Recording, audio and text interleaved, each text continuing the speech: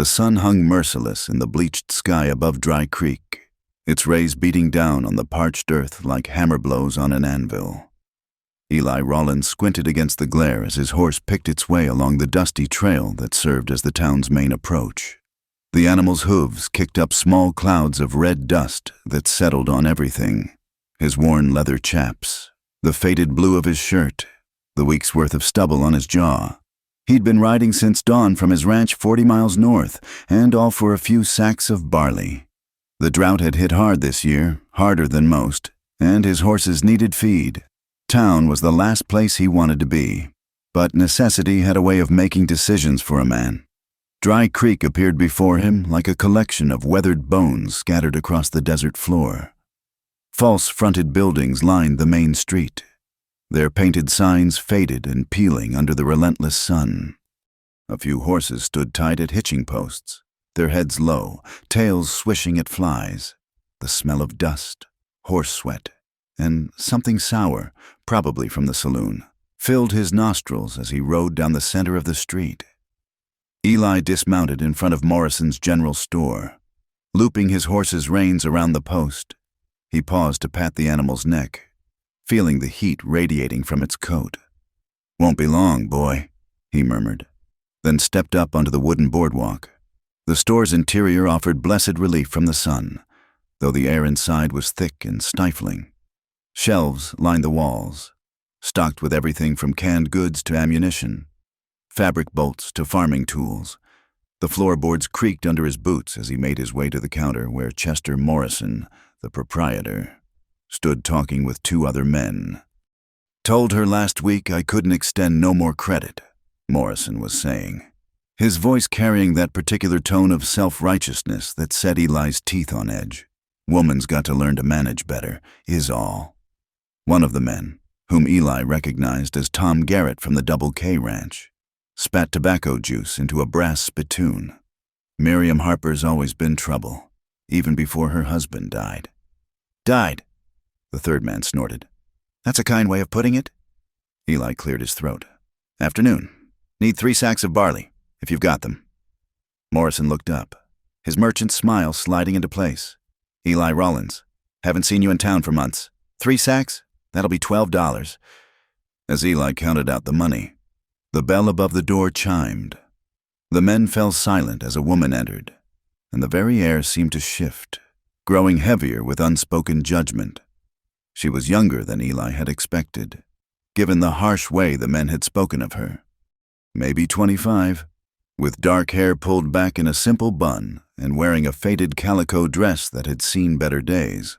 But it was her bearing that caught his attention, spine straight, chin lifted, moving with a quiet dignity that seemed to dare the world to break her. "Mr. Morrison," she said, her voice soft but steady.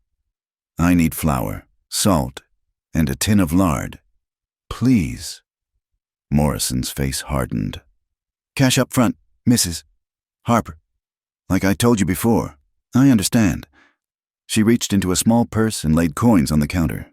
Eli could see from where he stood that it wasn't enough, not nearly enough for what she'd asked for.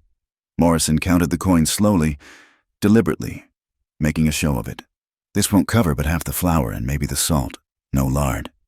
Color rose in her cheeks, but her voice remained steady. "Then I'll take what it will cover. Maybe you should consider other ways of earning money," Tom Garrett said, his meaning clear in his tone. "Widow woman's got to make her way somehow." The woman, Miriam Harper, turned to face him, and Eli saw fire flash in her eyes despite the paleness of her face. "I manage honestly, Mr. Garrett, which is more than some can say. Honest women don't poison their husbands," the third man muttered, loud enough to be heard. The words hung in the air like a challenge. Eli saw Miriam's hands tremble slightly as she turned back to the counter, but her voice didn't waver. "My flour and salt, please, Mr. Morrison." "Actually," Morrison said, and there was cruelty in his smile now. "Looking at these coins again, I don't think they'll cover even that. Prices have gone up. You understand? This might buy you a cup of flour. If that." Eli had seen enough. He stepped forward, placing $2 silver on the counter beside her coins. "Add what the lady needs to my order." The store went silent.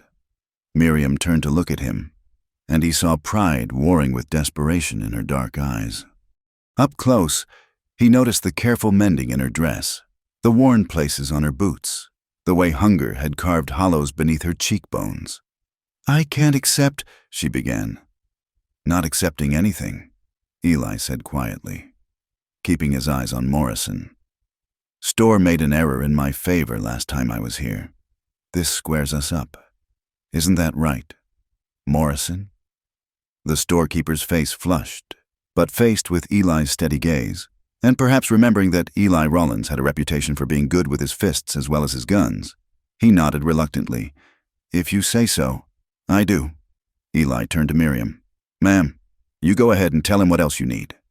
For a moment, she stood frozen, searching his face for the catch, the expectation, the price that would come due later.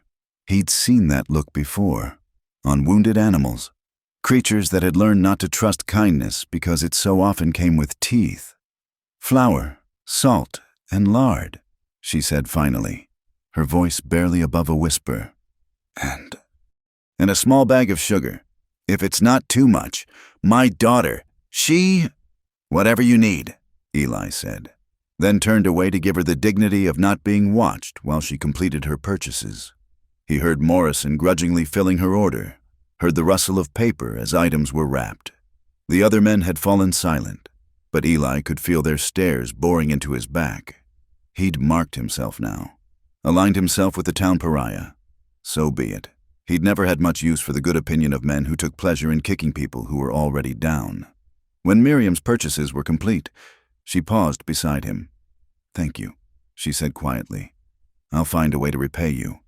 "No need," he said, touching the brim of his hat. She studied him for another moment, as if trying to solve a puzzle, then gathered her packages and left.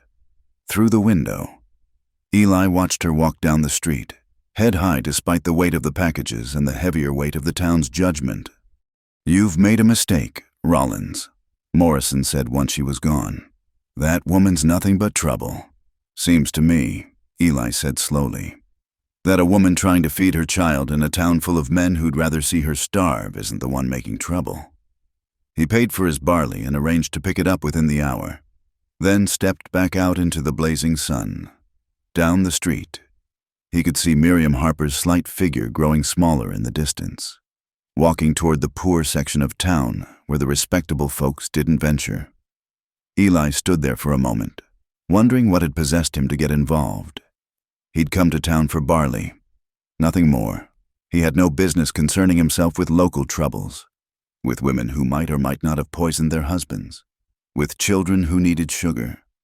But as he watched her disappear around a corner, he found himself thinking about the way she'd held her head high, the flash of fire in her eyes when Garrett had insulted her, the careful dignity with which she'd named her meager purchases. Whatever else Miriam Harper might be, she wasn't what these men said she was. He'd bet his life on it, and given what he'd just done, he realized with a wry smile, he might have to. The afternoon wore on. Eli tended to his horse, checked his saddle, killed time at the blacksmith's shop getting a loose shoe fixed. But his mind kept returning to that moment in the store, to dark eyes that had seen too much and asked for nothing. When he finally loaded his barley and headed out of town, the sun was beginning its descent toward the horizon. Instead of taking the direct route back to his ranch, he found himself turning his horse toward the cluster of rundown properties on the eastern edge of town. He told himself he was just curious, told himself it didn't matter one way or the other where Miriam Harper lived or how she managed. But when he saw the dilapidated farmhouse sitting alone on a patch of dusty ground, with its sagging porch and patched roof, he knew he'd been lying to himself. A small figure played in the dirt yard, a girl of maybe 6 years, with her mother's dark hair and serious eyes. She looked up as he approached, neither smiling nor running away, just watching with that same careful wariness he'd seen in Miriam. Eli touched his hat to the child and rode on, but the image stayed with him, that lonely house, that silent child, that woman who faced down a hostile town with nothing but pride and determination.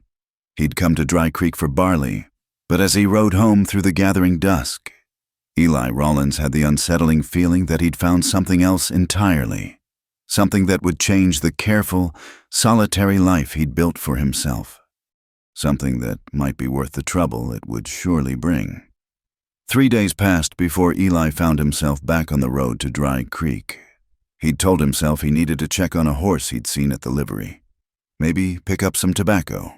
But when he found himself loading a small sack of seed corn and another of beans into his saddlebags, he stopped pretending. The Harper place looked worse in the harsh light of midday.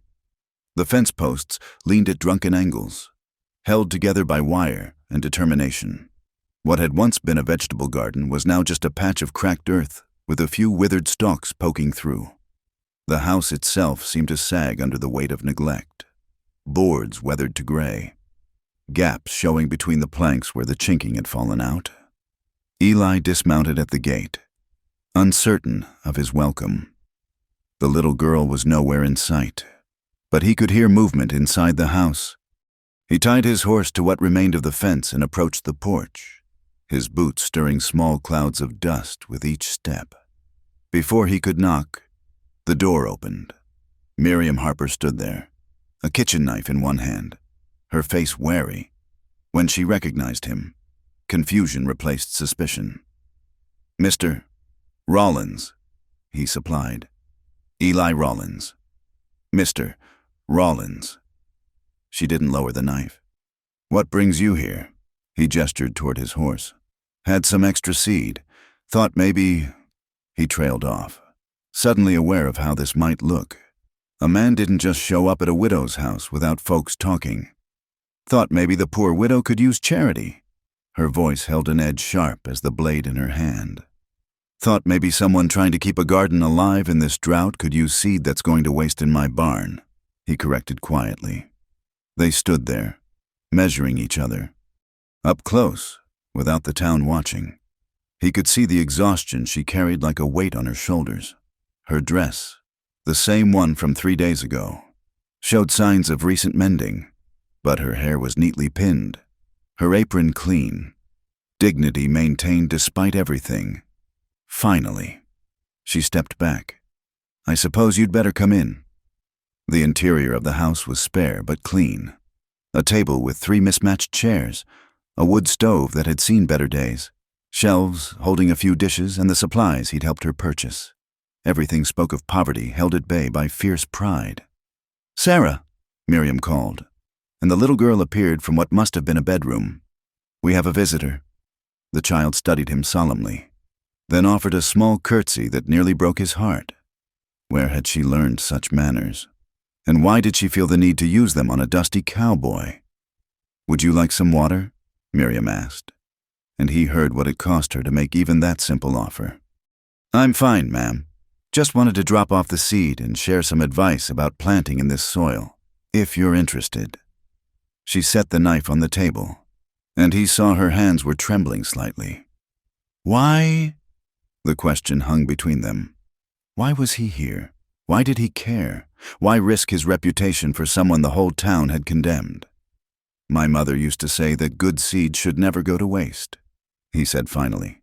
"And it seems to me you're trying to grow something here, despite what everyone thinks." Her laugh was bitter. "What everyone thinks? You mean what everyone knows? That I'm a murderess who got away with it? Are you?" The blunt question surprised her. She sank into a chair, suddenly looking younger and more vulnerable. "Would it matter if I said I wasn't?" "Might." She was quiet for a long moment, then began to speak, her voice low and steady. "Ben Harper was a hard man. He had charm when he wanted something, meanness when he didn't get it. We married when I was 17, and I thought—" She shook her head. "It doesn't matter what I thought. After Sarah was born, the drinking got worse. The anger got worse. That last night, he came home in a rage, said he'd lost money gambling, blamed me for it somehow. He raised his hand to Sarah." She stopped, her fingers tracing patterns on the worn wood of the table. "I got between them. Told him he could do what he wanted to me, but not to her. He laughed and said he'd teach us both a lesson. Then he left, said he was going to get his gun, that he'd settle things once and for all. Eli waited, watching her face. He never came back. They found him 3 days later at the bottom of Crater Gorge. Horst came home without him. The sheriff said he'd been drinking, probably rode too close to the edge in the dark. But his brother claimed I must have done something. Poisoned him, maybe. Made him crazy. There was a trial, but they couldn't prove anything because there was nothing to prove. Didn't matter. The verdict in court isn't the one that counts in a town like this.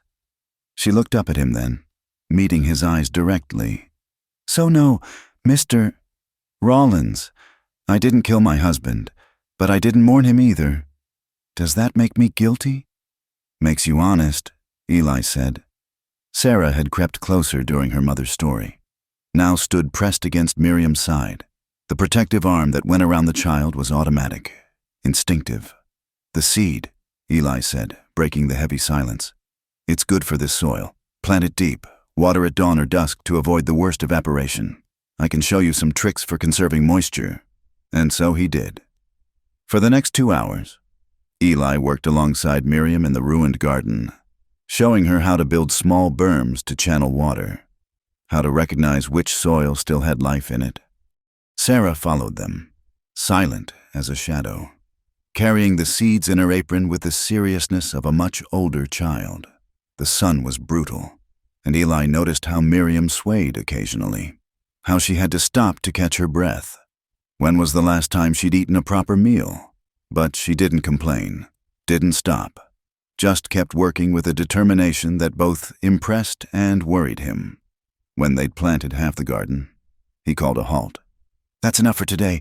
Seeds need time to settle before the next step. She straightened, wiping her forehead with the back of her hand, leaving a streak of dirt. I don't know how to thank you. No thanks needed, just doing what any neighbor would do. No, she said firmly. That's not true. No one here would do this. Why are you? He didn't have an answer that made sense, even to himself. Instead, he gathered his tools and headed for his horse. I'll come back in a few days. Check on the progress. Make sure you water these tonight, after the sun starts down. He was mounting up when Sarah suddenly ran forward. Mr. Cowboy, she called, then stopped, uncertain. He looked down at her small, serious face. Yes, miss? Are you a good man or a bad man? Sarah! Miriam hurried forward, mortified. But Eli just studied the child thoughtfully. I try to be good. He said, Don't always succeed. Why do you ask? Mama says good men don't hurt little girls, but the men in town say bad things to Mama, and they're supposed to be good men. The simple logic of it, the pure confusion in her voice, hit him like a fist. He dismounted and knelt down to her level. Sometimes, people get mixed up about what's good and what's bad. They listen to stories instead of looking at what's true. Your mama's a good woman. Don't let anyone tell you different. Sarah nodded solemnly, then surprised him by throwing her small arms around his neck in a quick hug before running back to her mother. Eli stood, touched his hat to Miriam, and rode away. But the feeling of those thin little arms stayed with him, along with the image of mother and child standing together against the world. That night, a storm rolled in from the mountains. Lightning split the sky, and rain fell in torrents, the kind of violent downpour that did more harm than good. Eli stood on his porch, watching the display, and found himself thinking about that patched roof, those gaps in the walls. He tried to sleep, but the sound of the storm kept pulling him back to consciousness. Were they dry? Was the roof holding? It wasn't his business, wasn't his problem. He'd already done more than he should. But when a particularly vicious crack of thunder shook the house, he gave up pretending. He dressed quickly, saddled his horse despite the rain, and rode out into the storm. It was foolishness, he knew. But the image of Sarah's solemn face, of Miriam's trembling hands as she tried to maintain dignity in the face of the town's contempt, wouldn't let him rest. The ride to their place was treacherous. The road turned to mud. Visibility near zero. But his horse was sure-footed and trusted him, and eventually the dark shape of the house appeared through the rain. He heard Sarah crying before he reached the door. The sound cut through the storm like a knife, high and terrified. Eli didn't bother knocking, just pushed open the door that hung askew on its hinges. Water poured through multiple holes in the roof. Miriam was trying to position pots and buckets to catch the worst of it, but she was fighting a losing battle. Half the main room was already soaked, and in the corner, part of the roof had given way entirely. Sarah huddled on a chair, clutching a ragged doll. Sobbing. "Let me help," Eli said, having to raise his voice over the storm. Miriam whirled around, and for a moment he saw naked relief on her face before she masked it. "The roof's going. I can't stop it." "Get what you need to save. Clothes, food. Whatever's important. We're getting out of here." "Where?" "Barn first. Then we'll figure out the rest." She didn't argue further, just grabbed a bundle of clothes and the few provisions that weren't already soaked. Eli scooped up Sarah, who wrapped her arms around his neck and buried her face in his shoulder, still crying, the trust in that gesture, from a child who had little reason to trust any man, nearly undid him. They made it to the barn just as another section of the house roof collapsed with a crash. The barn wasn't much, but it was drier than the house. Eli set Sarah down and immediately began checking the structure, moving some old hay bales to create a windbreak, finding relatively dry spots for them to wait out the storm. He built a small fire in an old metal bucket, careful to ventilate it properly. The warmth was meager, but welcome. Miriam had gone silent, sitting with Sarah in her lap, both of them shivering. Eli shrugged off his coat. It was damp but warm from his body heat, and draped it around them. "I can't take," Miriam began. "You can and you will," he said firmly. "That child's cold." They sat in silence while the storm raged outside. Sarah eventually stopped crying, lulled by exhaustion and the relative safety of the barn. Eli kept the fire going, kept watch. This was improper, scandalous by town standards. A man and a widow alone in a barn at night, but propriety seemed a small concern compared to pneumonia or a roof falling on a child's head. "It's gone, isn't it?" Miriam said quietly. "The house. Roof is. Rest might be salvageable." She laughed, but there was no humor in it. "With what? I spent my last coins on food. There's nothing left. We'll figure something out." "We?" She looked at him across the fire.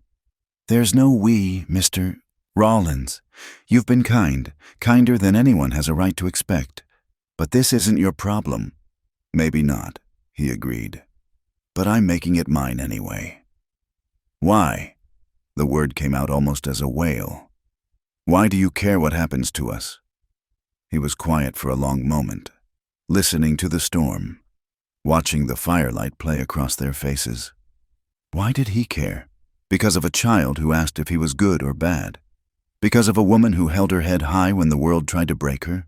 Because he'd been alone too long and had forgotten what it felt like to have someone need him?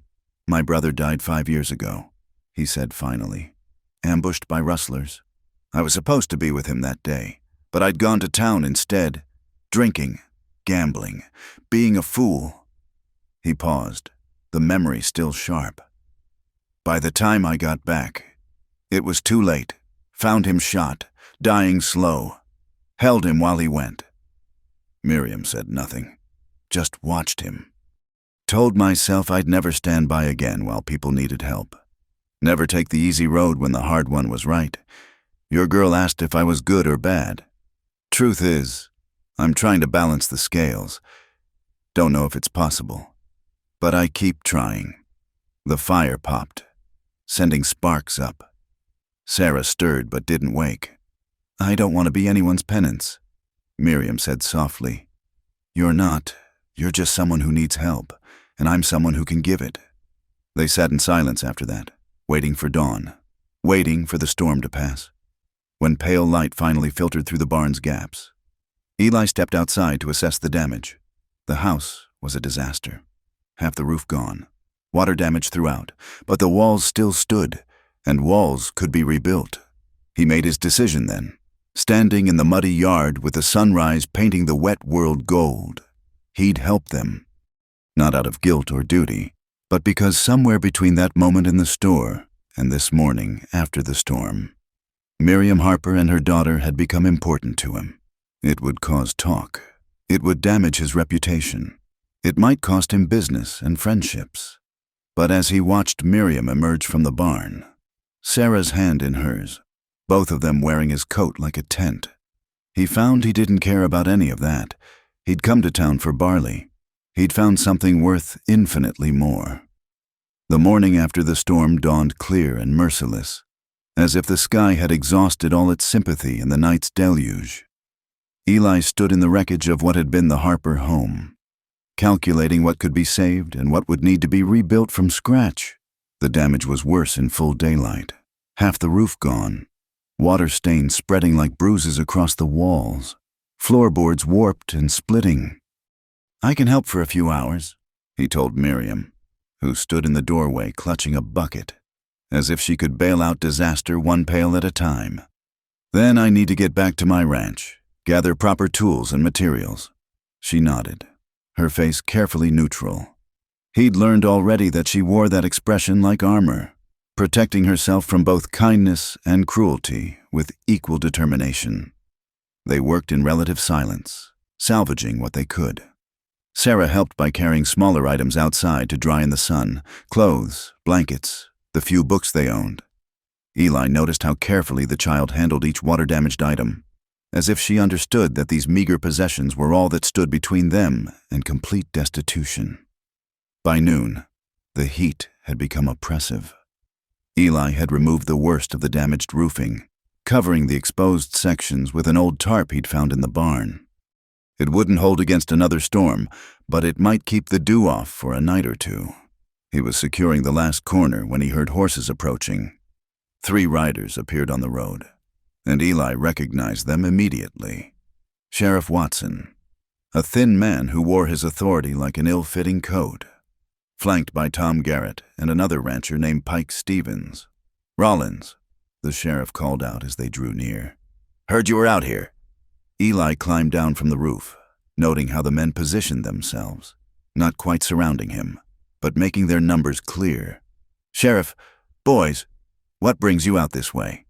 Watson shifted in his saddle, his eyes sliding past Eli to where Miriam stood. "Got some concerns from the good folks in town about the propriety of this situation." "What situation would that be?" Eli kept his voice mild, but his hand rested casual-like near his hip, close to the hammer he'd been using, but also close to the Colt on his belt. "Unmarried man spending time at the widow Harper's place," Garrett said, not bothering with the sheriff's diplomatic approach. "Folks are talking. Folks are always talking," Eli replied.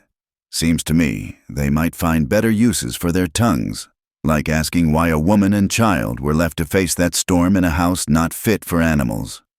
Pike Stevens, a heavy-set man with mean eyes, spat tobacco juice near Eli's boots. "Maybe because decent people don't associate with murderesses." Eli felt rather than saw Miriam stiffen behind him. Before he could respond, Sarah appeared around the corner of the house, dragging a waterlogged mattress that was twice her size. She stopped when she saw the men, her small face going carefully blank. "Afternoon, Sheriff Watson," she said with that too-adult courtesy that made Eli's chest tight. "Mr.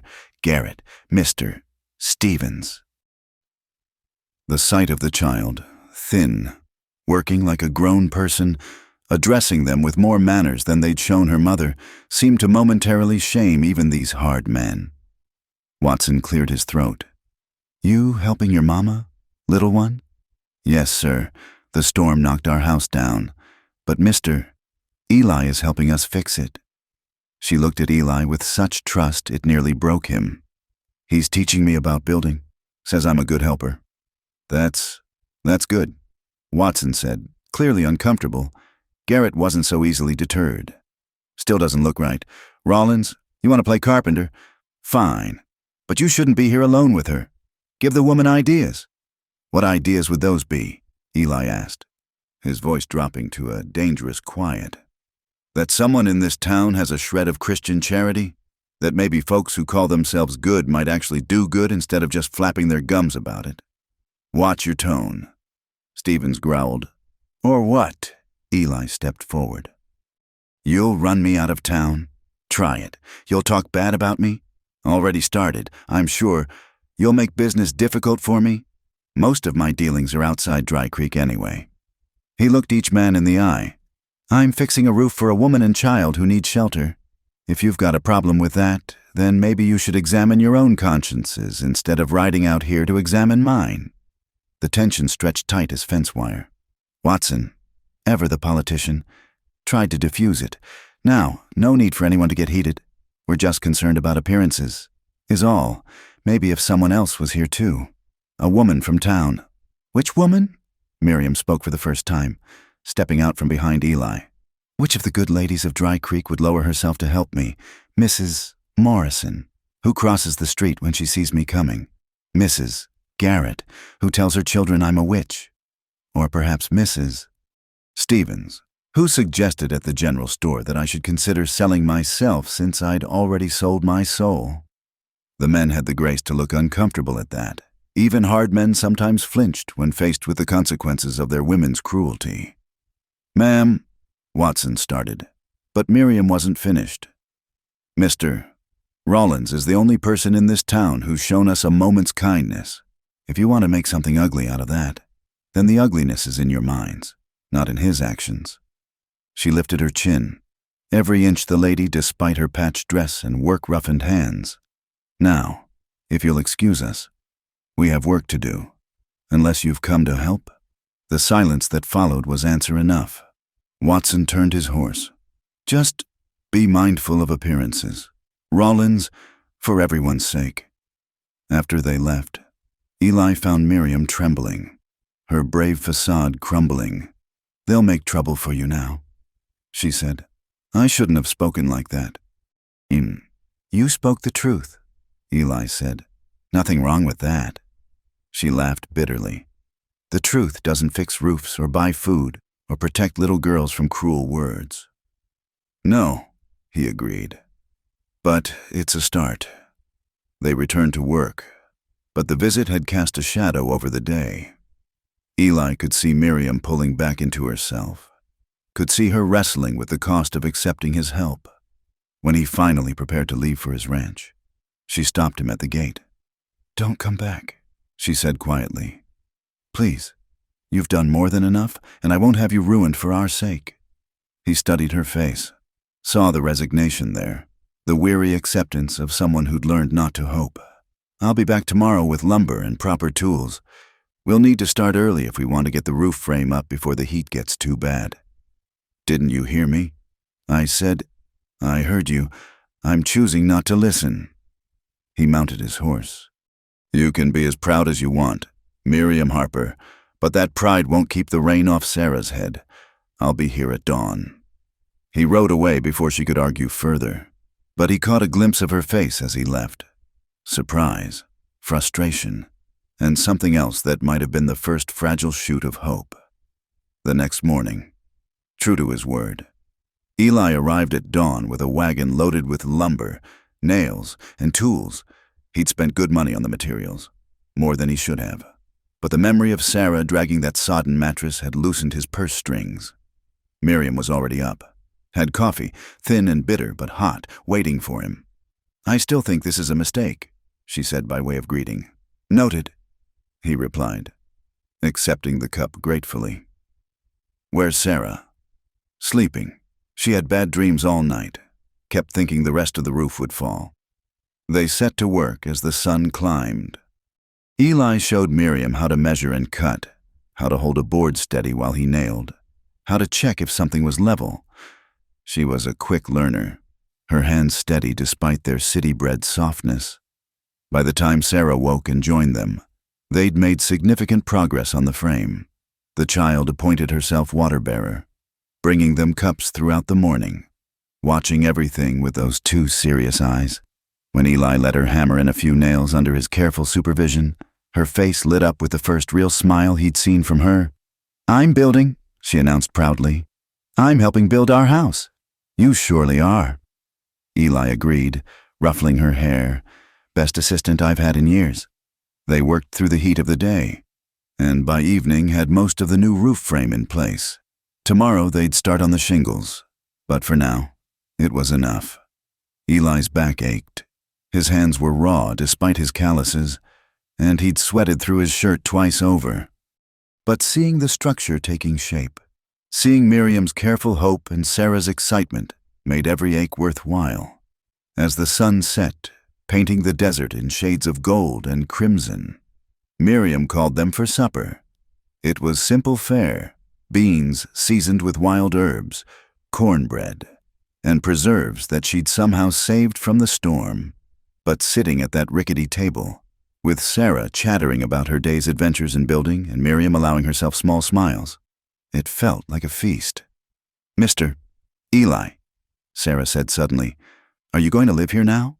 The innocent question fell like a stone into still water. Miriam went very still, her eyes fixed on her plate.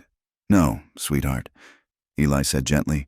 "I have my own ranch, but I'll be around until your house is fixed proper." "Oh," Sarah considered this. "But after it's fixed, will you still visit?" "Sarah," Miriam said quietly, "Mr. Rollins has his own life. We can't expect—" "I reckon I might stop by from time to time." Eli interrupted. "Check on my handiwork. Make sure you're taking care of the garden we planted." Sarah beamed, but Miriam's expression was unreadable after the child had been put to bed. Miriam walked Eli to his wagon. "You shouldn't make promises you can't keep," she said. "I don't." She wrapped her arms around herself, though the evening was warm. "This is temporary. It has to be. You're a good man, Eli Rollins, with a life and a reputation. I won't let you throw that away for us. Seems to me," he said slowly, "that a man ought to get to decide for himself what's worth keeping and what's worth risking." She looked up at him then, starlight catching in her eyes. "And what have you decided?" The question hung between them, loaded with more weight than words should carry. Eli found himself studying her face, the determined set of her jaw, the vulnerability she tried so hard to hide, the strength that adversity had forged in her like steel in a fire. "I've decided," he said finally, "that some things matter more than what people think, that maybe I've been living safe for too long, that a woman who faces down sheriffs and storms alike, and a little girl who asks the hard questions might be worth any amount of trouble." Miriam's breath caught, and for a moment he thought she might cry. Instead, she straightened her spine and nodded. "Then I'll see you tomorrow, Mr. Rollins." "Eli," he corrected. "Just Eli." "Eli," she repeated, and his name on her lips sounded like a promise. He drove home through the darkness, whistling a tune he hadn't thought of in years. Behind him, in a house with half a roof and too many troubles, a woman stood watching until his wagon disappeared into the night. And in her eyes, hope, fragile and dangerous and absolutely unstoppable, began to bloom. The whispers started as ripples and grew to waves. Within 2 weeks of Eli beginning work on the Harper house, the good citizens of Dry Creek had worked themselves into a righteous fervor. He noticed it in the way conversation stopped when he entered Morrison's store, in the cold shoulders at the blacksmith's, in the sudden unavailability of day laborers he'd planned to hire for his own ranch. But it was Saturday afternoon when matters came to a head. Eli had spent the morning in town gathering supplies, enduring the stares and whispers with growing irritation. The roof was nearly complete now, and he had been planning to start on repairing the damaged walls. Miriam had insisted on paying him back somehow, so she'd been taking in mending work, her fine stitching earning grudging approval even from those who despised her. He was loading lumber when they came, 5 men liquored up despite the early hour. Led by Tom Garrett with Pike Stevens close behind, they moved with the purposeful swagger of men who'd been building their courage in a bottle and their righteousness in an echo chamber of similar minds. "Rollins," Garrett called out, his voice carrying across the street. "We need words with you." Eli continued loading, not turning around. "Speak your piece then." Look at a man when he's talking to you." Stevens slurred. Eli set down the plank he was holding and turned slowly. Other townspeople had stopped to watch, creating an impromptu audience. He recognized Jake Fuller from the Double K Ranch, Will Bronson, who ran cattle east of town, and Charlie Mack, who worked at the livery. Not bad men individually, but whiskey and mob mentality had a way of changing that. "I'm looking," Eli said evenly. "What I see doesn't impress me much." Garrett's face flushed. "You've been warned about that Harper woman. Sheriff Watson told you to mind appearances. I've been fixing a roof, nothing more." "Liar," Stevens spat. "May Henderson saw you eating supper there, playing house with that Jezebel and her brat." The word Jezebel made Eli's hands curl into fists, but he kept his voice level. "Mrs. Harper offered me a meal after a day's work. That's called hospitality where I come from." "We know what it's called." Charlie Mack laughed ugly. "Same thing her husband got. Probably, watch she doesn't poison your food. Rollins. Or maybe that's what you're counting on," Garrett suggested with a nasty smile. "Maybe you figure on having the widow all to yourself. Proper-like. Course. You'd have to survive the wedding night first." The implications hung in the air like smoke from a cheap cigar. Eli felt the familiar cold settling into his bones. The same feeling he'd had before gunfights in his younger days. But this wasn't that kind of problem. Not yet. "You boys are drunk," he said quietly. "Go sleep it off before you say something you'll regret." "Regret?" Fuller stepped forward, emboldened. "Only thing we regret is having trash like her in our town. And now you're sniffing around her like a dog after—" The punch came fast. Eli's fist connecting with Fuller's jaw before the man could finish the vulgar comparison. Fuller went down hard, and suddenly everyone was moving. Stevens swung wild, catching Eli's shoulder. Bronson tried to grab him from behind. The street erupted in dust and shouting. Eli had been in plenty of fights, knew how to use his weight and reach. He put Bronson down with an elbow to the gut, dodged Mac's clumsy rush, but 5-on-1 were bad odds, even for him. A bottle caught him above the eye, opening a cut that bled freely. Someone's boot found his ribs when he stumbled. Then, unexpectedly, the odds shifted. John Hartley, the banker's son, stepped in, pulling Mac off Eli's back. "That's enough. 5 against 1 ain't sporting. Stay out of this, boy," Garrett warned. But other voices were joining in, some calling for the fight to stop, others egging it on. The street had become a melee of conflicting loyalties and alcohol-fueled passion. Eli managed to get to his feet, blood running down his face, ribs protesting. Stevens was coming at him again when a shotgun blast split the air. Everyone froze. Sheriff Watson stood on the boardwalk, smoking shotgun pointed skyward. "That's enough. All of you, break it up now." The crowd began to disperse, men helping their fallen friends, muttering threats and promises. Garrett, sporting a split lip, pointed at Eli. "This ain't over. Rollins, you've chosen your side. Remember that." As the troublemakers slouched away, Watson approached Eli. "You all right?" "I'll live." Eli touched the cut above his eye, wincing. "You're making things hard on yourself," the sheriff said quietly. "And on her, this kind of trouble follows that woman like a shadow." "Maybe," Eli said. "The trouble's not following her. Maybe it's being thrown at her by folks who ought to know better." Watson sighed. "Maybe so, but right and wrong don't always matter as much as they should. You'd best get that cut seen to." Eli gathered his scattered supplies, loaded his wagon under the watchful eyes of those who remained. His ribs hurt with each movement, and the cut wouldn't stop bleeding. But what bothered him most was knowing this would get back to Miriam, knowing she'd blame herself. He drove out of town, but instead of heading to his ranch, he found himself turning toward the Harper place. He needed to warn her, needed to make sure she and Sarah were safe. The men who jumped him were cowards, but cowards in groups could be dangerous. The sun was setting when he arrived, painting the newly repaired roof in shades of copper. Miriam was in the garden, tending the plants that had begun to sprout from the seeds he'd brought. She looked up at his approach, and her face went white when she saw the blood. Dear God, what happened? It's nothing, he said, climbing down from the wagon with a grunt of pain. Just a disagreement in town. But she was already moving, taking his arm, guiding him to sit on the porch steps. Sarah, she called. Bring water and the clean rags from the kitchen. I'm fine, Eli protested, but she was having none of it. Hush. Her fingers were gentle as she examined the cut. This needs stitching. Sarah, honey, get my sewing box too. You don't need to. I said hush. There was steel in her voice now. Was it because of me? Because you've been helping us? He didn't answer, which was answer enough. Her hands stilled for a moment, then resumed their work. Sarah brought the supplies, her eyes wide at the sight of blood. Is Mr. Eli going to die? She whispered. No, sweetheart, Miriam said firmly. Mr. Eli is going to be fine, but I need you to be very brave and help me. Can you do that? The child nodded solemnly, while Miriam cleaned the wound. Sarah held the basin, her small hand steady despite her fear.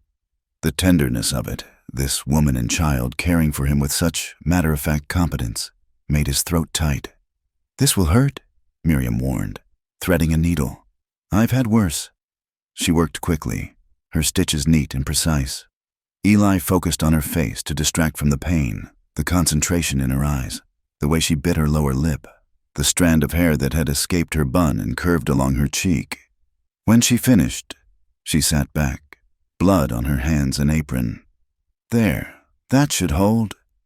Then, softer. I'm so sorry. For what? You didn't throw any punches? No, but you took them because of me. Because you dared to show kindness to the town pariah. She stood abruptly, wrapping her arms around herself. This is what I was afraid of. You should go. Eli, go and don't come back. For your own good. He stood too, ignoring the protest from his ribs. We've had this conversation before, and now you've been beaten in the street because of it. She whirled to face him, and he saw tears in her eyes. Don't you understand? This will only get worse. They'll turn on you completely, destroy your business, your reputation, maybe worse. And for what? For a woman who can give you nothing but trouble? Miriam?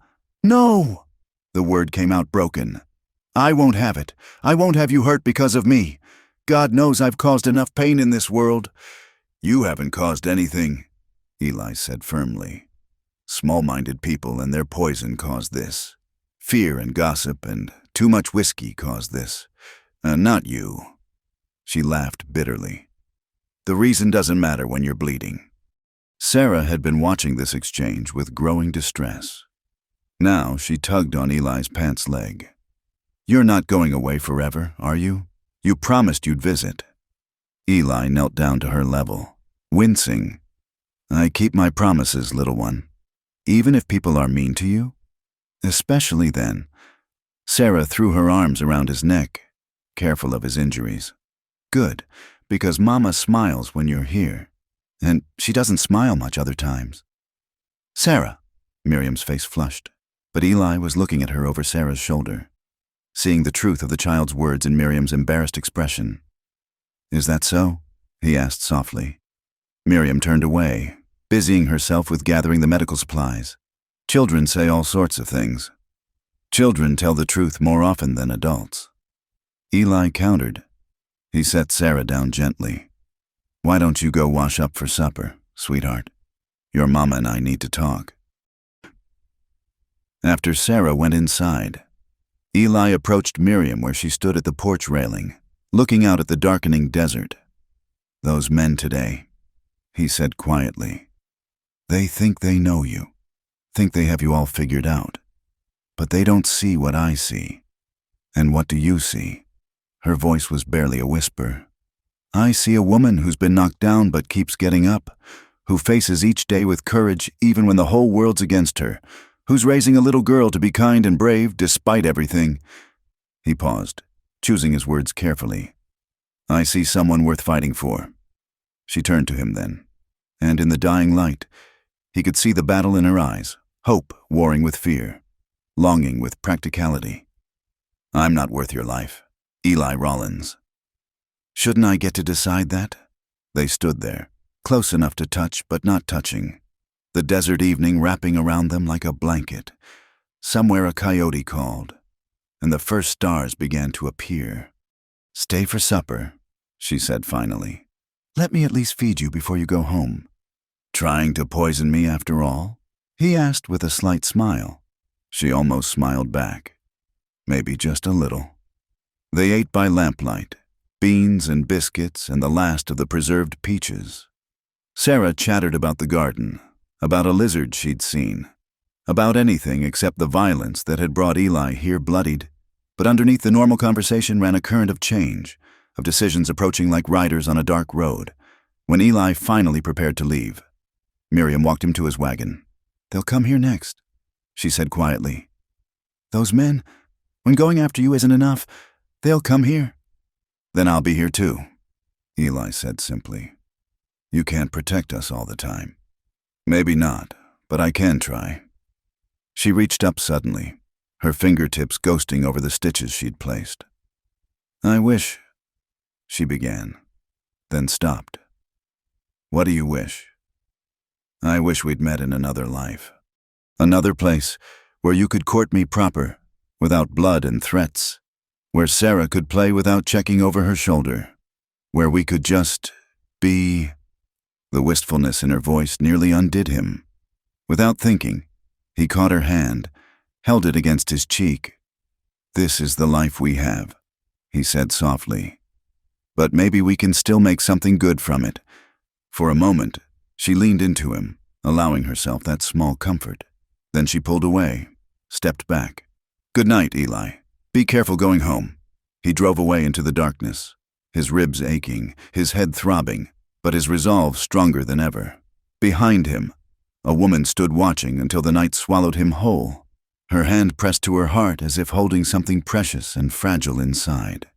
The lines had been drawn in blood and whiskey, but Eli Rollins had chosen his side, and he'd stand by it come hell or high water, because some things, some people, were worth any fight. A month passed after the fight, a month of uneasy quiet that felt like the pause before a thunderstorm. Eli continued his work at the Harper place, though he took to wearing his gun more prominently and watching the road with sharper attention. The house was nearly restored now, walls patched, roof solid, even a new coat of whitewash that made it look almost respectable. He'd kept his distance from town, except for necessary supplies, and even then, he felt the weight of hostile stares and heard the whispered conversations that stopped when he passed. His ranch was suffering from the neglect, and he'd lost 2 contracts for horse sales when buyers suddenly found reasons to take their business elsewhere. But it wasn't his own troubles that brought him to town on that hot September morning. It was Sarah's fever. He'd arrived at the Harper place at dawn to find Miriam beside herself with worry. Sarah had been sick for 2 days, burning hot and delirious, calling out for her papa and for Eli in alternating breaths that broke his heart. "I need to get Doc Winters," Miriam had said, her usual composure shattered. "But he won't come. Not for me. I went yesterday, and he wouldn't even open his door." So here Eli was, standing outside the doctor's office, his jaw set with determination. He knocked hard, kept knocking until the door opened.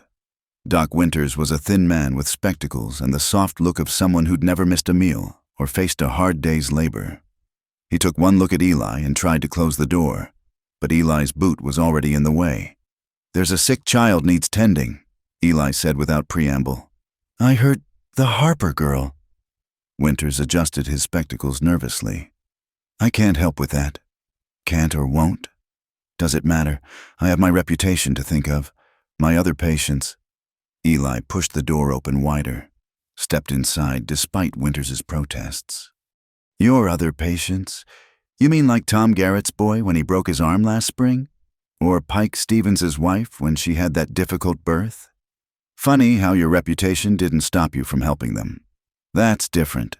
Only difference I see," Eli interrupted, his voice dropping low and dangerous, "is that those folks can pay more. That what this is about? Doc? Money? No, I mean, The Harper woman is trouble. Everyone knows. Everyone knows gossip and lies. What I know is there's a 6-year-old girl burning up with fever, and you're the only doctor for 50 miles. Eli stepped closer, and Winters backed up until he hit his desk. Now, you can come willing, or I can drag you. But either way, you're coming. Winters swallowed hard, his Adam's apple bobbing. You wouldn't dare. Sheriff Watson isn't here, and that child might be dying while we waste time talking. Eli let his hand rest on his gun belt, a subtle reminder. What's it going to be, Doc? For a moment, they stared at each other. Then Winters' shoulders slumped. I'll get my bag. The ride to the Harper place was tense and silent. Eli could feel the doctor's resentment radiating like heat from a stove, but he didn't care. All that mattered was Sarah. Miriam nearly cried with relief when she saw them. She led Winters to the small bedroom where Sarah lay, her small body dwarfed by the fever's violence. The child's face was flushed, her breathing rapid and shallow. Winters, whatever his faults, was a competent doctor when he chose to be. He examined Sarah thoroughly, listened to her chest, felt her pulse. His face grew increasingly grave. It's pneumonia, he said finally. Advanced. The fever's been too long unchecked. Can you help her? Miriam's voice was barely a whisper. I can try, but... He hesitated, glancing at Eli. She needs medicine I don't carry with me. Quinine for the fever, laudanum for the pain, other compounds. They're expensive. I'll pay, Eli said immediately. It's not just the cost. I'd have to order them from Denver. It would take at least a week, maybe 2. She doesn't have 2 weeks, Miriam said, reading the truth in the doctor's face. Winters nodded reluctantly. There might be another way. The Army Fort, Fort Harrison, 2 days' ride north. They have a hospital, medical supplies. They might help, if... He trailed off. If what? Eli demanded. If they believe the child is worth saving, they don't generally treat civilians, especially not... He glanced at Miriam. Not everyone. Eli was already moving. Then I'll make them believe it. Doc, write down what she needs. Exact medicines and doses.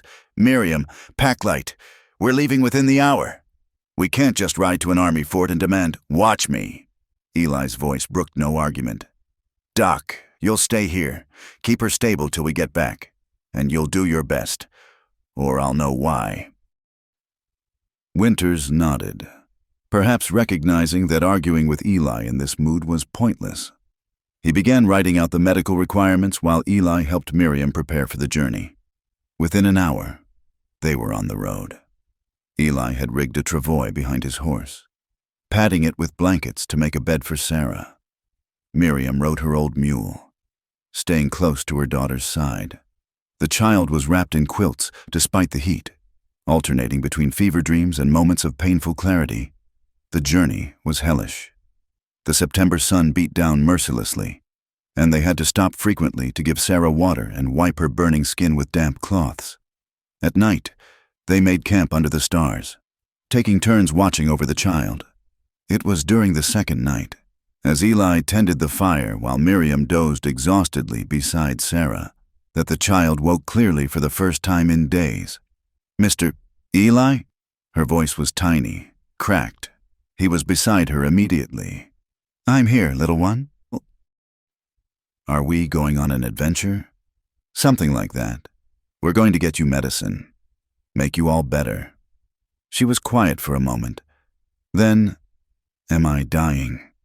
Like Papa did? The question hit him like a physical blow. No, sweetheart. You're not dying. Your mama and I won't let that happen. Promise? He took her small, hot hand in his. I promise. She smiled weakly and drifted back to sleep. Eli sat there, holding her hand, and made silent vows to whatever powers might be listening. This child would not die. Not on his watch. They reached Fort Harrison as the sun was setting on the second day. The fort squatted on the landscape like a wooden beast, walls high and forbidding. Soldiers at the gate challenged them, rifles at ready. State your business. Medical emergency. Eli said, Child with pneumonia. We need to see your doctor. The guards exchanged glances. Fort medical facilities are for military personnel only. Then get me someone with authority to make exceptions. Sir, you need to leave. Sergeant, Miriam interrupted, her voice cutting through their protests. My daughter is dying. Please, if you have any mercy in your heart, any at all, please help us. Something in her voice, the raw desperation of a mother watching her child slip away, made the sergeant hesitate. He looked at Sarah's still form on the travois, at Miriam's tear-stained face, at Eli's determined stance. Wait here, he said finally, and disappeared inside. Minutes crawled by like hours. Sarah's breathing grew more labored, each breath a struggle. Miriam held her daughter's hand and prayed silently while Eli paced, ready to fight their way in if necessary. Finally, the gates opened. A man in major's insignia approached, followed by the sergeant and another soldier carrying a medical bag. I'm Major Collins, the officer said, his eyes taking in the scene. Sergeant Mills says you have a sick child. Pneumonia, Eli said. She needs quinine, laudanum. Whatever your doctors have, I can pay. Peace, sir. Collins was already kneeling by the travois, examining Sarah with practiced hands. His face grew grave. Sergeant, have them bring the child to the hospital immediately. Tell Dr. Brennan to prepare for an emergency case. Sir, regulations state. I'm aware of regulations. Sergeant, I'm also aware that I command this fort. Collins stood, his voice carrying the authority of a man used to being obeyed. Move! Soldiers scrambled to comply. Sarah was lifted gently and carried inside. Miriam hurrying alongside.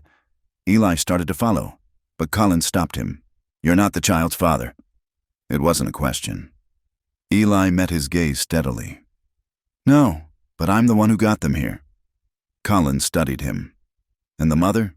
There's a story there, I think. There's always a story. Right now, all that matters is saving that little girl. On that, we agree. Collins gestured for him to follow. Come, doctor. Brennan is the best physician I've served with. If anyone can save her, he can. The fort's hospital was small but clean, smelling of carbolic and soap. Dr. Brennan, a gruff man with gentle hands, took charge immediately. Miriam was allowed to stay with Sarah, but Eli was directed to a waiting area where he paced for hours, wearing a groove in the floor. Major Collins joined him after a time, offering a cup of coffee that tasted like boiled leather but was welcome nonetheless. The child's mother, Collins said carefully. She's not your wife. No. Yet you rode 2 days through hostile territory for her daughter. Eli was too tired for pretense. Yes. Collins was quiet for a moment. I had a daughter once. Fever took her 5 years ago. She was about that little one's age. He paused. Doctor, Brennan lost his son to pneumonia last winter. He'll fight hard for your girl. She's not. Eli started to correct him, then stopped. Because Sarah was his, wasn't she? In all the ways that mattered? Thank you. Dawn was breaking when Dr. Brennan finally emerged. He looked exhausted but satisfied. The fever broke an hour ago. She's sleeping naturally now. It was close. Closer than I like. But she's a fighter. Eli sagged with relief. Can I see them? Briefly, they both need rest. He found them in a small, clean room. Sarah looked tiny in the military-issue bed, but her color was better, her breathing easier. Miriam sat beside her, holding her hand, tears streaming down her face. When she saw Eli, she rose and came to him, collapsing against his chest. She's going to be all right, she whispered. You saved her. You saved my baby. He held her as she cried, his own eyes burning. Over her shoulder, he could see Sarah sleeping peacefully, and the tight band around his chest finally eased. They stayed at the fort for 3 days while Sarah recovered. Major Collins, perhaps remembering his own lost daughter, bent regulations to allow it. Dr. Brennan provided medicines and detailed instructions for continued care. On the last evening, as Eli helped load their wagon with supplies the fort had generously provided, Collins approached him. That woman and child, he said quietly. They have no one else? They have me. Collins nodded slowly. See that they keep you. Then, the world's hard enough without facing it alone. The journey home was far different from the desperate flight out. Sarah, though weak, was alert and chattering about her adventure at the soldier fort. Miriam smiled more in those 2 days than Eli had seen in all their time together. When they finally crested the rise above Dry Creek, Miriam reached over and took Eli's hand. I can never repay you for this, she said softly. Don't want repayment. What do you want then? He looked at her, at Sarah singing softly to her doll, at the life they'd fought to preserve. Just this, he said simply. A chance at this. She squeezed his hand and didn't let go until they reached her door. And when the town gossips saw them return together, saw the way they looked at each other, saw Sarah calling out, Mr. Eli, we're home, with joy in her voice. The whispers started again, but Eli found he didn't care anymore. He'd nearly lost them both, and that had clarified everything. Some things were worth fighting for. Some people were worth any scandal. And as he helped them settle back into their home, as Sarah demanded he tell the soldiers stories again, as Miriam smiled at him with her heart in her eyes, Eli knew he'd found what he hadn't even realized he'd been searching for. A family, his family, and he'd defended against all comers. The decision came easier than Eli had expected. After weeks of traveling between his ranch and the Harper place, after seeing how the townspeople's hostility was escalating, after watching Miriam grow thinner with worry despite Sarah's recovery, he knew what had to be done. Pack your things, he told her one October morning, arriving with an empty wagon. You're coming to live at my ranch. Miriam looked up from where she was patching yet another hole in the wall. Someone had thrown rocks at the house again in the night. Eli, we can't. Yes, you can. And you will. He softened his tone. This place isn't safe anymore. Miriam, you know it as well as I do. She set down her tools, her shoulders sagging. Last night had been the worst yet, drunken voices shouting obscenities, the crash of breaking glass, Sarah crying in terror. They'd found dead chickens on the doorstep this morning, their necks wrung, a clear threat. People will talk, she said weakly, but he could see she was already calculating what they could take, what they'd have to leave behind. People are already talking, at least at my place. I can protect you properly. Your reputation is my concern, not yours. He stepped closer. Miriam, I'm not letting pride, yours or mine, put you and Sarah in danger anymore. Now, what needs packing? Sarah, who had been listening from the doorway, ran to him with a cry of joy. We're going to live with you, really? If your mama agrees, Eli said, lifting her up. The child weighed barely anything, still recovering from her illness. Please, Mama, Sarah begged. Please say yes. I don't like it here anymore. The mean men scare me. That broke through Miriam's last resistance. All right, she whispered. All right. They packed through the day. Clothes, dishes, the few pieces of furniture worth taking. Neighbors watched from behind curtains, but no one offered to help. As they loaded the last box, Miriam stood looking at the house she'd fought so hard to keep. Ben and I lived here for 7 years, she said quietly. Sarah was born in that back room. Despite everything, there were some good memories here. You can make new memories, Eli said gently. Better ones. She nodded, squaring her shoulders. Yes, we can. The ride to Eli's ranch took 3 hours. As they crested the final hill and the buildings came into view, Miriam drew in a sharp breath. The ranch was modest but well-maintained. A solid 2-story house with a wraparound porch, a large barn, several outbuildings, and corrals holding fine horses. It's beautiful, she said softly. It's home, Eli corrected. You're home now.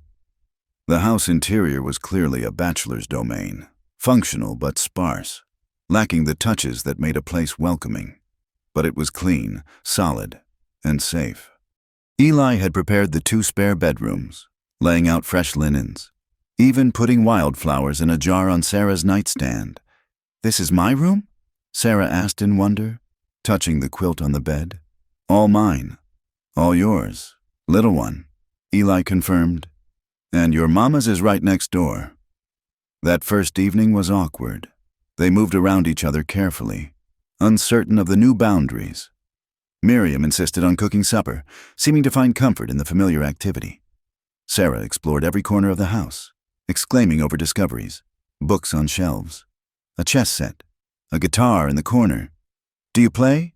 Miriam asked, noticing Sarah's interest in the instrument. "Used to," Eli admitted. "Haven't in years.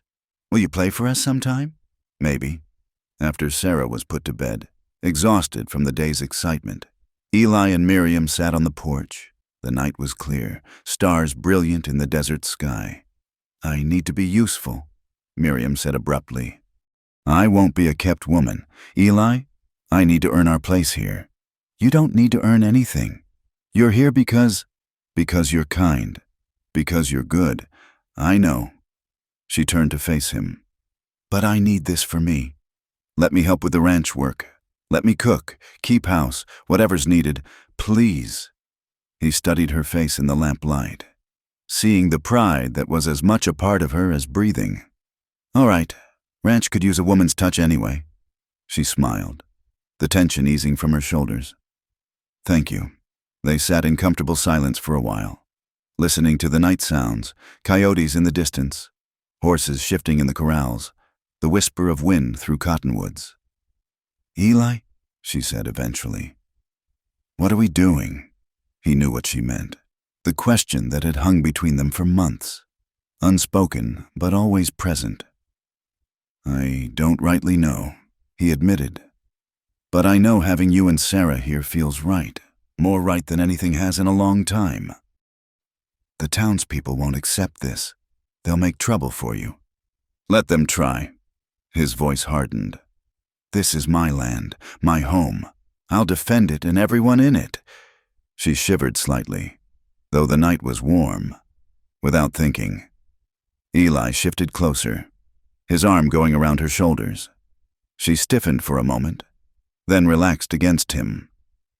"I'm frightened," she admitted quietly. "Not of them, not anymore, but of this, of hoping for something I shouldn't want." "What do you want?" She was quiet so long he thought she wouldn't answer. Then, "I want Sarah to grow up safe. I want to wake up without checking for threats. I want—" She paused, her voice dropping to a whisper. "I want to stop being alone." "You're not alone anymore," he said firmly. "Neither of you." She turned her face up to his then, and he saw everything in her eyes, fear and hope and something deeper, something that made his heart race. The moment stretched between them, fragile as spun glass. "Miriam," he said roughly, "I need you to know something. I didn't bring you here expecting— that is, I don't assume." She placed a finger against his lips, silencing him. "I know. You're an honorable man. Eli Rollins. It's one of the many things I admire about you." The word admire seemed inadequate for the emotion in her voice, but neither was ready for stronger words.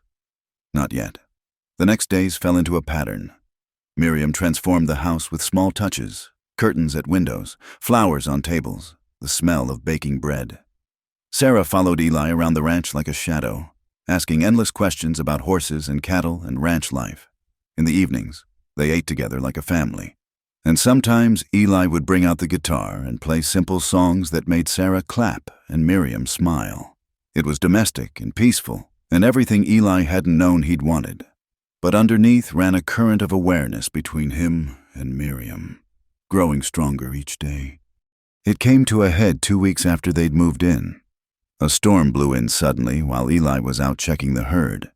By the time he made it back, he was soaked through and shivering. Miriam met him at the door with towels and worry. "You'll catch your death," she scolded, pushing him toward his room. "Get out of those wet things. I'll heat water for a bath." When he emerged later, warm and dry, she had soup waiting and the fire built up. Sarah was already asleep, worn out from helping with chores. They ate in companionable silence, but Eli noticed Miriam seemed nervous, fidgeting with her spoon. "What's troubling you?" he asked. She set down her bowl, took a breath. "People came by today while you were out. Mrs. Morrison and 2 other women from town. Eli tensed. What did they want? To save my soul, apparently, and to warn me that living in sin would damn me forever. Her laugh was bitter, as if I wasn't already damned in their eyes. What did you tell them? I told them to leave, but Eli, she looked at him directly. They threatened to bring the sheriff, said what we're doing here isn't proper, isn't legal, said they'd have me arrested for improper conduct. Rage flared through him. Over my dead body. That's what I'm afraid of. She stood abruptly, pacing to the window. This was a mistake. I've brought nothing but trouble to your door. Sarah and I should... Don't... He was beside her in 2 strides, catching her shoulders, turning her to face him. Don't even think about leaving. But, no. His hands gentled on her shoulders. Miriam, I need to tell you something. These past weeks, having you and Sarah here, it's shown me how empty my life was before. I built this ranch, made it successful, but it was just walls and land. You've made it a home. Tears gathered in her eyes. Eli, I know we haven't spoken of it plain, but I think you feel it too. This thing between us. He cupped her face gently. I'm not a man of pretty words, but I know what I want. I want you to stay. Not as my housekeeper or my charity case, but as... As what? She whispered. As mine, he said simply. You and Sarah both, my family, if you'll have me. She made a soft sound, half sob, half laugh, and then she was in his arms, her face pressed against his chest. Yes, she said, the word muffled but clear. Yes, we'll have you. He held her tightly, feeling something settle into place in his chest. After a long moment, she pulled back slightly, looking up at him. The question in her eyes was clear. Slowly, giving her time to retreat, he lowered his head. Their first kiss was gentle, almost hesitant. Years of loneliness and pain making them cautious. But then her arms went around his neck, and his hands tangled in her hair, and gentleness gave way to need. When they finally broke apart, both were breathing hard. Miriam's cheeks were flushed, her eyes bright. The women from town were right about one thing, she said unsteadily. This is improper. Then we'll make it proper, Eli said firmly. I'll get a ring tomorrow, find a preacher who'll marry us, make it legal and binding, so no one can say otherwise. She searched his face. You'd marry me? Knowing what everyone believes about me? I'd marry you tomorrow if I could, tonight, if there was a way. Fresh tears spilled down her cheeks. I don't deserve... He silenced her with another kiss, shorter but no less meaningful. You deserve everything, he said against her lips. Everything I can give you and more. They stood there in the lamplight, holding each other, while outside the storm passed and stars began to appear. It wasn't the life either had planned. Wasn't the courtship Miriam had once dreamed of, or the solitary existence Eli had resigned himself to. But it was theirs, built from heartache and hope in equal measure. And that made it worth more than all the approval in the world. Winter arrived early that year, bringing with it the harshest cold anyone could remember. By December, snow had blocked the mountain passes and turned the desert into a white wasteland. The isolation that had once protected the ranch now became a trap, cutting them off from town and supplies. Eli had laid in provisions, but he hadn't counted on the storm that struck just before Christmas. It howled in from the north like a living thing, dumping snow and drifts that reached the windows, temperatures plunging so low that water froze in buckets inside the house. We need to bring the horses into the barn, Eli said on the second day of the storm, peering out at the white fury beyond the windows. They won't survive this in the open shelters. You can't go out in this, Miriam protested. They still hadn't found a preacher willing to marry them, but she wore the simple gold band Eli had bought, and in their hearts, they were already bound. You'll get lost between here and the barn. I'll tie a rope to the porch, follow it back. He was already pulling on his heavy coat. Those animals are our livelihood. Can't lose them. She knew better than to argue when his mind was set. Instead, she helped him bundle up, wrapping a scarf around his face until only his eyes showed. "Be careful," she whispered, rising on her toes to kiss his forehead.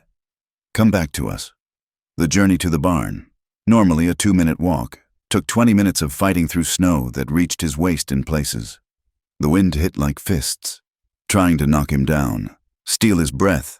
He could see nothing but white, hear nothing but the storm's roar. Only the rope in his hands kept him oriented. The horses were huddled together, ice forming on their manes and tails. Getting them to move was a battle. They were terrified, confused by the storm. One by one, he led them into the barn's relative warmth, his hands so cold he could barely feel the lead ropes. On the last trip, leading his prize stallion, the rope snapped. One moment it was taut in his left hand. The next it went slack, the frayed end whipping away in the wind. Eli froze, his heart hammering. Without the rope, in this whiteout, he might as well be blind. The house could be 20 feet away or a mile, and he'd never know. He tried to stay calm, to think. The wind was from the north, so if he kept it at his back, but the wind swirled and eddied, coming from all directions. He took a few steps in what he thought was the right direction, then stopped.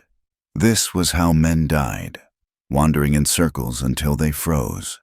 The stallion beside him snorted and pulled at the lead. Eli almost yanked him back, then paused. Horses had better instincts than men in weather like this. "All right, boy," he said, though his words were stolen by the wind. "Take us home." He gave the horse his head, following blindly, praying. Time lost meaning in the white world. His feet went numb, then his hands. Ice formed on his eyelashes, weighing them down. Just when he was sure they were lost, that he'd led them both to their deaths, the stallion stopped. A wall. Eli felt along it with clumsy hands until he found a door, not the house, but the chicken coop. From here, he knew the way. He put the stallion in the coop. No time to reach the barn again, and staggered toward where the house should be. He almost missed it. Would have walked right past if not for the lamplight Miriam had put in every window. He crashed through the door and collapsed on the floor, shaking so hard he couldn't speak. "Eli!" Miriam was there instantly, Sarah beside her. Together they pulled off his frozen clothes, wrapped him in blankets, dragged him to the fire. Miriam's hands were gentle but efficient as she checked for frostbite, rubbed feeling back into his fingers and toes. "Stupid," he managed through chattering teeth. "Rope broke. Almost didn't." "Shh." She held a cup of hot coffee to his lips. "You made it. That's all that matters." Sarah crawled into his lap, adding her small warmth to the blankets. "I was scared," she whispered. "Mama was crying." "I was not," Miriam said, but her red eyes betrayed her. They spent the rest of the day huddled by the fire, the three of them wrapped together in quilts while the storm raged outside. By evening, Eli had recovered enough to worry about practical matters. "We're low on firewood," he said, "and if this keeps up, we'll run short on food." "We'll manage," Miriam said firmly. "We have flour, beans, preserved vegetables. I can make it stretch." But as the storm continued into its third day, then fourth, their situation grew serious. The firewood dwindled despite their rationing. They moved into the kitchen, closing off the rest of the house to conserve heat. At night, they all slept near the stove, Eli and Miriam with Sarah between them. On the fifth night, Eli woke to find Miriam shivering despite the blankets. The fire had burned low, and the cold was creeping in like a living thing. He pulled her closer, wrapping his body around hers, trying to share what warmth he had. "We need more wood," she whispered, "but there's none left inside." He knew what that meant. The wood pile was outside, buried under snow, going out again, in the dark. "I'll go at first light," he said. "No." Her hand gripped his arm. "It's too dangerous. We'll burn furniture if we have to. And when that's gone..." She was quiet, but he could feel her trembling. Not just from cold, he realized, but from fear. The same fear that gnawed at him, that they might not survive this. "Eli," she whispered. "If something happens, nothing's going to happen. But if it does, I need you to know." She turned in his arms, her face barely visible in the darkness. "These months with you have been the happiest of my life. You gave us hope when we had none. You gave us love when the world showed only hate. Whatever comes, I'm grateful." He kissed her then, pouring all his feelings into the touch: love, fear, determination. "We're going to make it," he said against her lips. "All three of us, I promise." In the morning, the storm had eased slightly. Eli could see perhaps 10 feet, an improvement over total whiteout. He made it to the woodpile and back 3 times before exhaustion forced him to stop. It would have to be enough.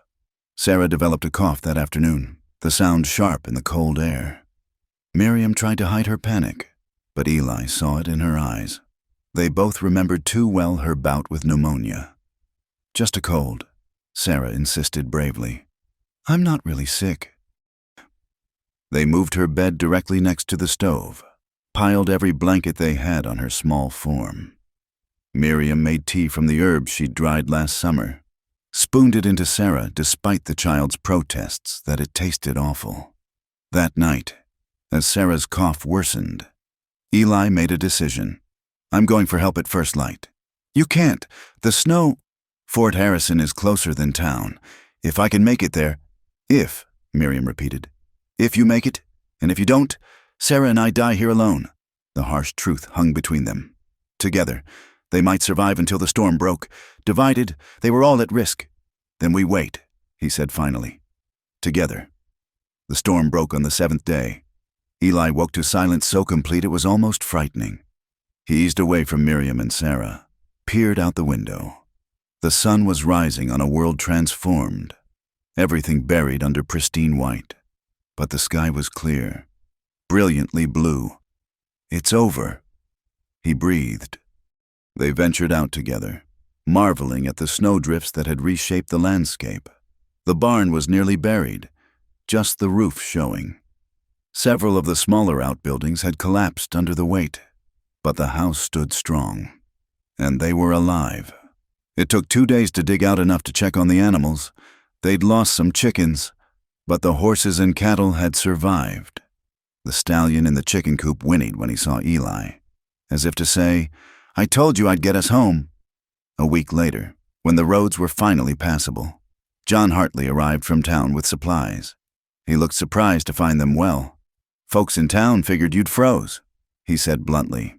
"Some were already talking about who'd get the ranch." "Sorry to disappoint them," Eli said dryly. Hartley grinned. "Not me. I had money on you making it." He handed over a package. "Doc Winters sent medicine for the little one.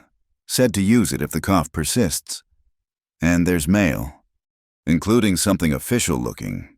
The official letter was from a judge in the county seat.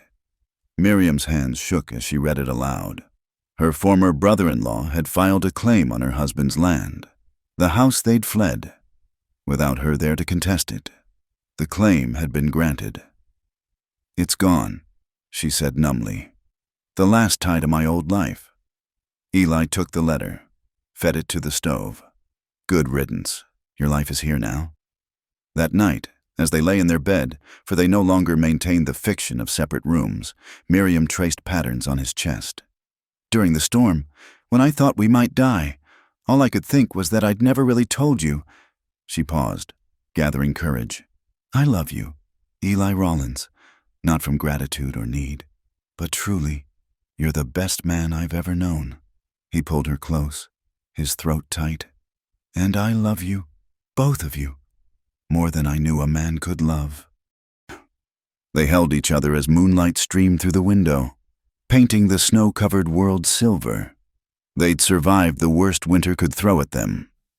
Whatever came next, they'd face it together. "Mama?" Sarah's voice came from the doorway. She stood there in her nightgown, no longer coughing. "Can I sleep with you? I had a dream about the storm." Without hesitation, they made room for her between them. As Sarah settled with a contented sigh, Eli looked over her head at Miriam. This was his family, Not bound by law yet, perhaps, but bound by something stronger. Love forged in hardship, tested by trials, and proven true. Outside, the winter night was cold and still. But inside, in a bed crowded with love and warmth, 3 souls who'd found each other against all odds slept peacefully. They'd earned this peace, this joy, with every frozen night and desperate day. And spring, when it came, would find them ready for whatever new challenges awaited, together. Spring arrived like a miracle after the harsh winter, painting the desert in shades of green and gold. The snow melted to reveal a world renewed, and with it came a renewal in the hearts of those who had survived its trials. Eli stood on the porch one April morning, watching Miriam and Sarah working in the garden. The seeds they'd planted the previous year had somehow survived, and now tender shoots pushed through the earth. Sarah's laughter rang across the yard as she chased a butterfly, her health fully restored, her spirit unbroken by all they'd endured. "John Hartley's coming," Miriam called, shading her eyes against the sun. A rider was indeed approaching, and Eli recognized the banker's son who'd helped him in that street fight months ago. "Eli, Mrs. Harper!" John dismounted with a grin. "Got news from town you'll want to hear." Miriam stiffened at being called by her old name, and John quickly corrected himself. "Sorry, ma'am, force of habit." Though maybe this news will fix that problem. "What news?" Eli asked, though he kept his hand near his gun. Good news was rare from Dry Creek. "There's a new preacher come to town, Reverend Michael Ashford, fresh from St. Louis, young fellow, not yet 30, and seems to have different ideas than the old guard." John's grin widened. "He's already ruffled feathers by preaching about compassion and forgiveness instead of fire and brimstone. When I mentioned your situation, he said he'd be honored to perform a wedding." Miriam's hand flew to her throat. "Truly?" "Truly, ma'am. Said he doesn't hold with judging folks based on gossip and that everyone deserves a chance at happiness." Eli felt something loosen in his chest. They'd been living as husband and wife in all but law, but the lack of official sanction had weighed on them both, especially Miriam. "When?" He said, "Whenever you're ready. Tomorrow, if you like." Eli looked at Miriam, saw the joy dawning in her eyes. "Tomorrow," he confirmed. "Tell him we'll be there." After John left with their answer, Miriam threw herself into Eli's arms. "We're really going to be married," she whispered. "Properly, legally married. Did you doubt it? I feared it might never happen, that we'd always live in the shadows." She pulled back to look at him. "But I have nothing to wear. My good dress was ruined in the storm." "Then we'll get you a new one." "Eli, we can't afford—" "Yes, we can." He smiled at her protests. "A man only gets married once. My bride will have a proper dress." The next morning dawned clear and perfect. They drove to town early, stopping first at the dressmaker's shop. Mrs. Chen, the Chinese seamstress who lived on the outskirts of town and was herself no stranger to prejudice, had worked through the night to alter a dress for Miriam. It was simple but elegant, pale blue silk that brought out her eyes. "You look beautiful, Mama," Sarah breathed, wearing her own new dress of yellow calico. "Like a princess." Eli agreed, his voice rough with emotion. The church was nearly empty when they arrived. Just John Hartley, Mrs. Chen, and surprisingly, Doc Winters. The doctor looked uncomfortable but determined. "Figured I owed you this much," he said gruffly to Eli, "for making me remember my oath to help folks, not judge them." Reverend Ashford was indeed young, with kind eyes and an easy smile. He greeted them warmly, showing no sign of the disapproval they'd grown accustomed to. "I've heard your story," he said quietly. "It seems to me you've already proven your commitment to each other through trials that would break most bonds. I'm merely making official what God has already joined." The ceremony was simple but perfect. When Ashford asked if anyone objected, Eli tensed, half expecting the doors to burst open with angry townspeople. But there was only peaceful silence. "Do you, Eli, take this woman to be your lawfully wedded wife?" to have and to hold, in sickness and in health, for richer or poorer, for better or worse, as long as you both shall live." "I do," Eli said firmly, his eyes never leaving Miriam's face. "Do you, Miriam, take this man to be your lawfully wedded husband, to have and to hold, in sickness and in health, for richer or poorer, for better or worse, as long as you both shall live?" "I do," she whispered, tears streaming down her cheeks. "Then by the power vested in me, I now pronounce you husband and wife. Mr. Rollins, you may kiss your bride." The kiss was sweet and profound, a promise sealed at last. Sarah clapped her hands in delight, and even Doc Winters smiled.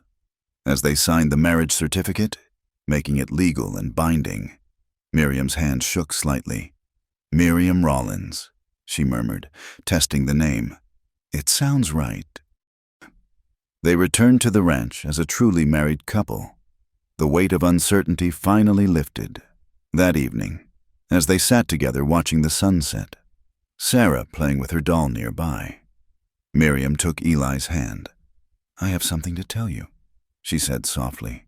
"I wasn't sure, but now, Eli, I'm going to have a baby." He stared at her, joy and terror warring in his chest. "A baby?"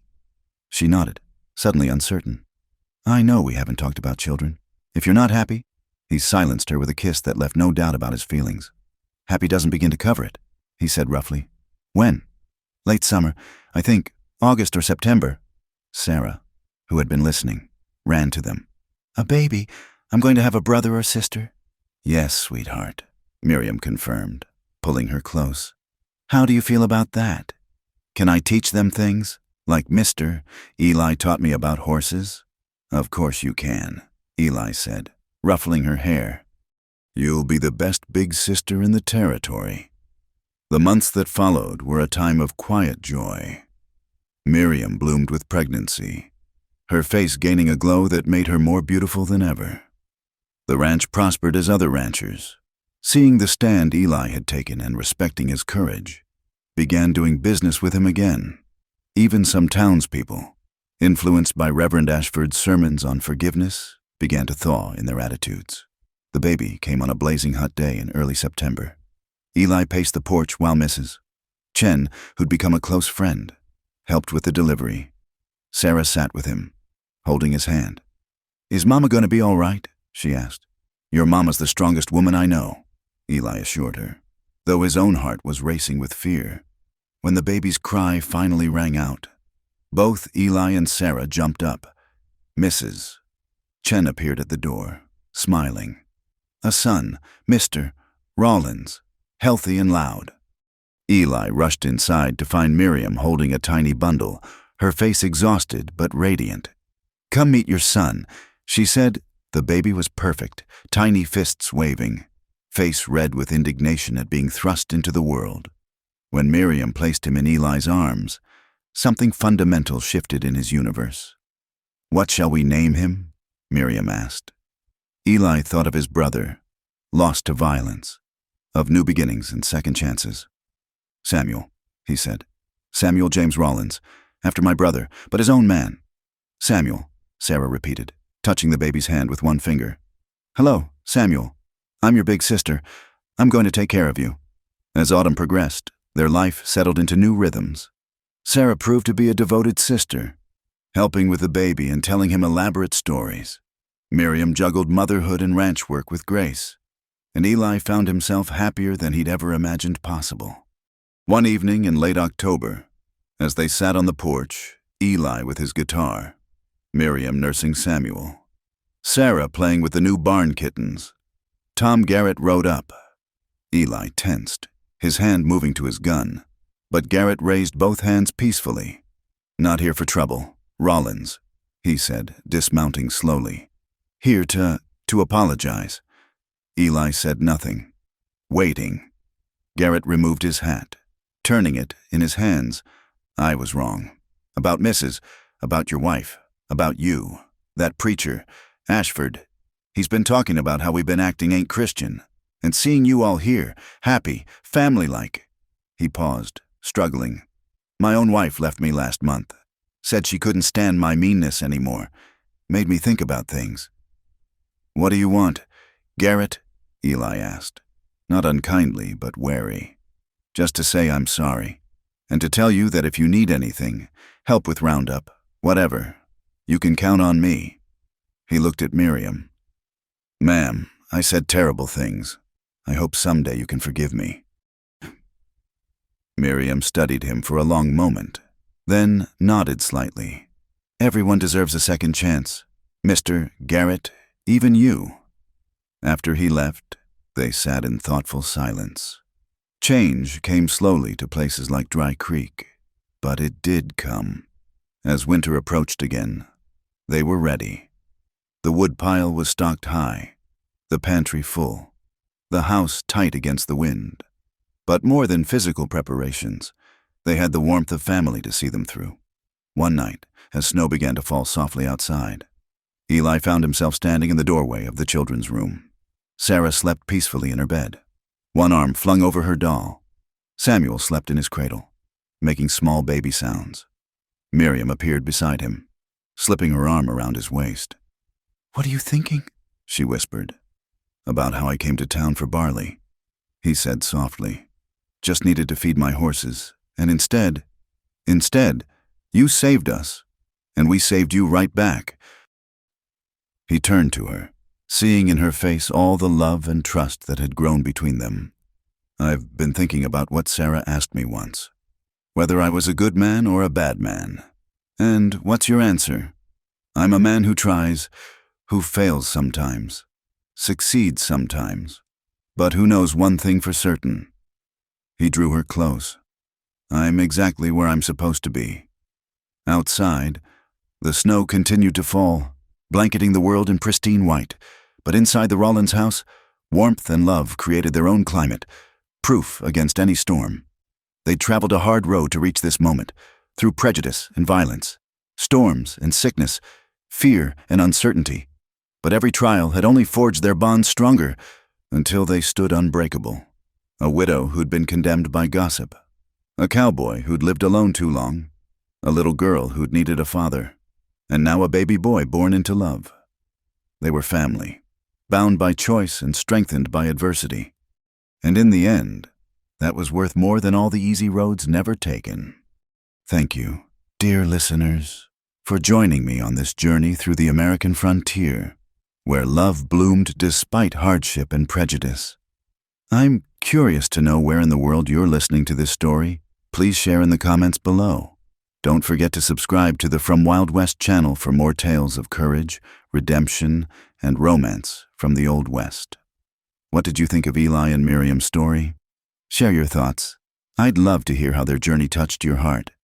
Until next time, partners, keep riding toward your own sunset.